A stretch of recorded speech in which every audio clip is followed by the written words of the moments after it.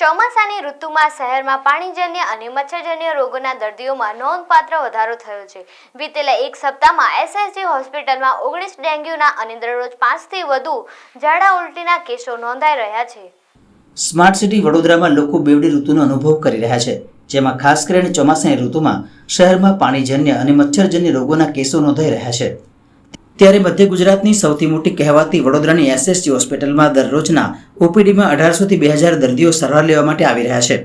બીજી તરફ છેલ્લા એક અઠવાડિયામાં ડેન્ગ્યુના 19 કેસો નોંધાયા છે, જ્યારે દરરોજના 5થી વધુ ઝાડા ઉલટીના કેસો આવી રહ્યા છે। ત્યારે આ અંગે એસએસજી હોસ્પિટલના આરએમઓ ડોક્ટર હિતેન્દ્ર ચૌહાણે લોકોને સાવચેતી રાખવાની અપીલ કરી હતી। ચોમાસાની ઋતુમાં આ ટાઈપના રોગચાળો થોડો ફેલાતો જ હોય છે। હાલમાં એસએસજી હોસ્પિટલ વડોદરા ખાતે દૈનિક ઓપીડી 1800થી 2000ની નોંધાઈ રહી છે, અને જે પૈકી છેલ્લા એક અઠવાડિયામાં અમારી પાસે ડેન્ગ્યુના 19 કેસ નોંધાયા છે, જ્યારે ઝાડા ઉલટીના દરરોજ એવરેજ 5થી 6 કેસ નોંધાઈ રહ્યા છે।